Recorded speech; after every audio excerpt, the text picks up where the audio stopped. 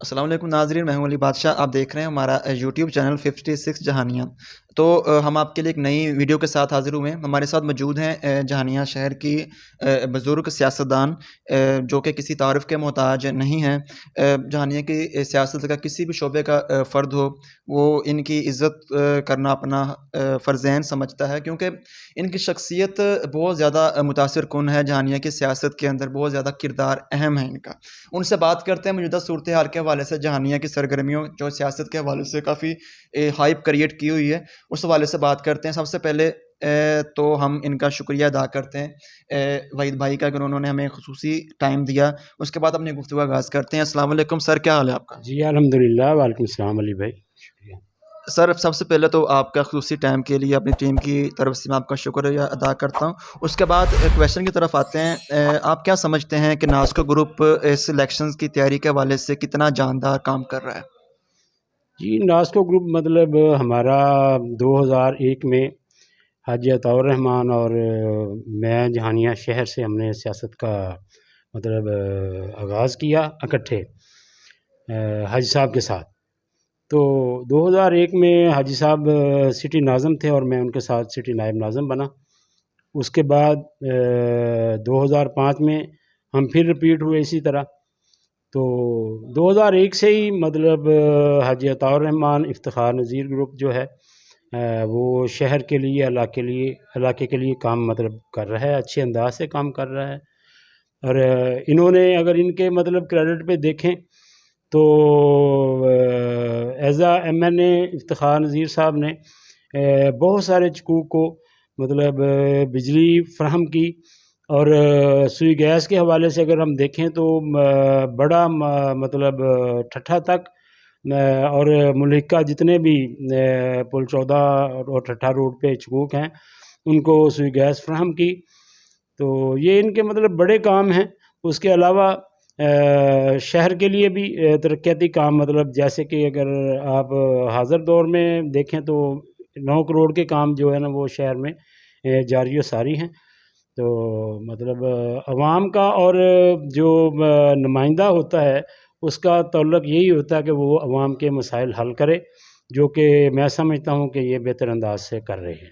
Sir, जो अवाम की नुमाइंदगी आपने बात की, अवाम का नुमाइंदा वो होता है जिसका ताल्लुक बराह रास्त अवाम के साथ होता है। तो ये जो एमएनए एमपीए ग्रुप है और आपकी शख्सियत का जहाँ तक ताल्लुक है, आपको आम बंदा भी जाकर ईज़ी आसानी से मिल सकता है।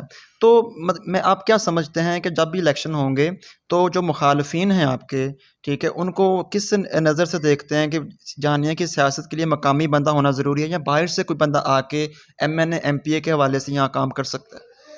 देखिए, जो अवाम का और अवाम के मसाइल के हल का जो रिश्ता है ना, वो यही है कि जमहूरी निज़ाम इसीलिए बेहतर होता है कि आम बंदा अपने नुमाइंदे से बआसानी मिल सकता है, अपना मसला बयान कर सकता है। तो उस हवाले से अगर हम अपने इलाके में देखें तो पिछला जो दौर था पीटीआई का 3.5-4 साल का, तो उसमें मतलब कोई ज़्यादा खातर ख़्वाह काम मतलब तरक्याती काम नहीं हो सके। लेकिन ये जो थोड़ा टाइम मिला है, याज़ खान याज़ी साहब जो हमारे दूसरे हलके से हमारे एनए 147 में वो दिलचस्पी रखते हैं इलेक्शन लड़ने के लिए। तो वो एज़ अ मशीर पंजाब परवेज़ इलाही साहब के उन्होंने काम किया है। तो हमारे इलाके में हमारे शहर के हवाले से और उन्होंने मतलब काम किए हैं। तो ज़रूर मतलब मुखालिफ का जो क्रेडिट है उसको देना चाहिए। तो लेकिन काम अगर देखें तो सही मानों में जो ग्रुप है इफ्तिखार नज़ीर साहब का और साबका करमदाद वाला साहब और इफ्तिखार नज़ीर साहब का जो मतलब कॉम्बिनेशन था उसमें इलाके के और आवाम के काफ़ी काम हुए हैं। ठीक है सर। दूसरी बात ये कि मौजूदा दौर के अंदर देखा जाए तो महंगाई सबसे बड़ा इशू है जिसकी वजह से हर बंदा परेशान है। तो क्या आप समझते हैं कि पाकिस्तान मुस्लिम लीग नवाज़ जो है ये इलेक्शंस तक अपने मामला दुरुस्त कर लेगी और जो जो इन्होंने बेड़ा उठाया है मुल्क की मईशत को संभालने का, वो संभाल लेगी? इसमें देखें मेरा मौक़िफ़ ये है कि जो सियासी जमातें होती हैं या जो सियासी तौर पर एक दूसरे के कॉम्पिटिटर होते हैं लोग, उनको मतलब एक टेबल पे बैठने में इतराज़ नहीं होना चाहिए। और मेरे ख़्याल में इमरान खान साहब उनके बहुत सारे लोग उन्हें पसंद भी करते रहे हैं और कर रहे हैं। उन्होंने जो मेरे ख़्याल में मतलब उनकी पॉलिसी ये थी कि इनके साथ मैंने नहीं बैठना, अपोज़िशन के साथ या मौजूदा गवर्नमेंट जो है। तो ये मेरे ख़्याल में उनका ये फ़ैसला सही नहीं था। जब आप एक टेबल पे बैठते हैं तो मतलब मुल्क के और अपने लोकल जो मसाइल हैं पाकिस्तान के, उनके हल के लिए एक दूसरे के साथ बैठना चाहिए। जो कि आपने देखा कल इन्होंने मतलब एक मुज़ाकराती इनकी टीम गई है और वो एक दूसरे के साथ बैठे हैं। इंशाअल्लाह उम्मीद है कि मिल बैठने से हमारे जो अफरा तफरी फैली हुई है मुल्क में, उसका इंशाअल्लाह हल निकलेगा और सियासत इंशाअल्लाह जमहूरी अंदाज से जारी व सारी हो जाएगी। सर लास्ट में ये क्वेश्चन मैं आपसे करना चाहूँगा कि सियासतदान सियासत के वक्त अपनी तहज़ीब को ना और नहीं भूल जाना चाहिए। यहाँ पर सियासतदान क्या करते हैं, प्रोजेक्ट कोई शुरू करता है, जो बंदा पावर में आता है वो तख्ती अपने नाम की लगवा लेता है। ये सारी हरकत जो है जमहूरियत और सियासत का जो चेहरा मसख़ कर देती हैं। तो आप क्या समझते हैं इस तमाम मामले? जी, ये आपने बहुत अच्छा क्वेश्चन किया, बल्कि आजकल इस तरह का एक दो इशू चल भी रहे हैं हमारे हल्के में। तो ये जो मतलब लोग सियासी प्रोसेस को नहीं समझते, वो इस चीज़ को इशू बना लेते हैं। एक प्रोजेक्ट जब मतलब कोई एक आदमी लेके आता है, अगर वो मुकम्मल नहीं होता उसके टेन्योर में, तो फिर ज़रूर वो भी इफ्तिताह करता है। और अगर वो प्रोजेक्ट मुकम्मल नहीं होता, उस दौरान अगर कोई दूसरी गवर्नमेंट आ जाती है, कोई दूसरा नुमाइंदा आ जाता है, उसका बाकी मतलब सेकंड फेज़ या उसका जो मुकम्मल काम करवाता है, तो फिर वो भी उसका इफ्तिताह करता है। इसमें मतलब क्रेडिट दोनों को ही मिलना चाहिए। जो प्रोजेक्ट लेके आता है उसको भी मिलना चाहिए, जो उसको मुकम्मल करवाता है उसको भी मिलना चाहिए। तो अवामी नुमाइंदे मतलब काबिल एहतराम हैं। मेरे ख़्याल में इस चीज़ से एक दूसरे के साथ दस्तों गिरेबां होना इंतहाई नामुनासिब बात है। सर इसके अंदर मैं एक चीज़ मज़ीद ऐड कर दूँगा, आपके ग्रुप के ने जो माशाल्लाह से पिछले दिनों स्टैंड लिया वाला स्टेडियम के हवाले से, जब इसका नाम चेंज करने की, हालांकि तो आपको तो मुखालफिन थे, लेकिन आपने फिर भी जहानिया की शख्सियत होने के नाते आपने स्टैंड लिया। तो ये मैं कहता हूँ बहुत बड़ी बात है।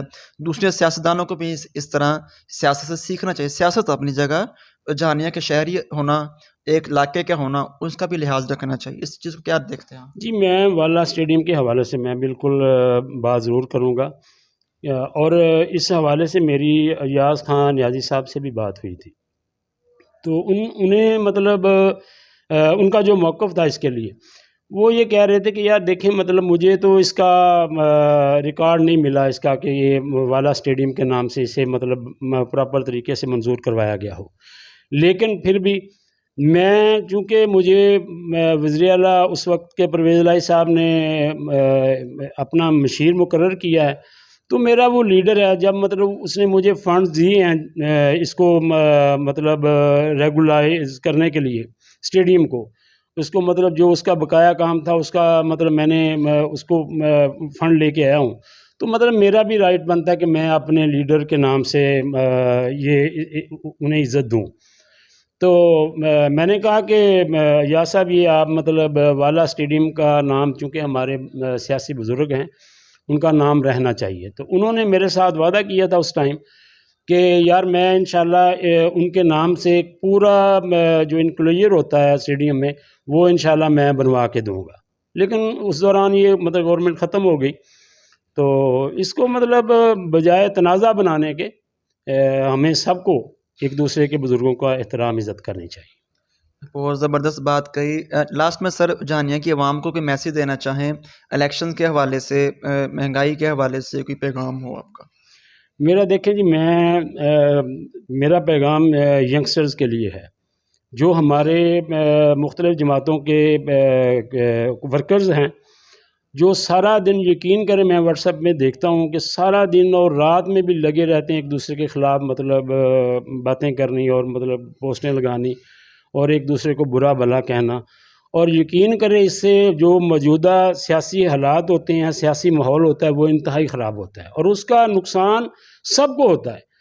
तो मैं मतलब उनसे रिक्वेस्ट करूँगा कि एक दूसरे की इज़्ज़त को मलहूज़े ख़ातर रखते हुए आप ज़रूर मतलब अपना जो अपना प्रोग्राम है, अपना एजेंडा है वो बयान करें, अपना मौक़िफ़ बयान करें।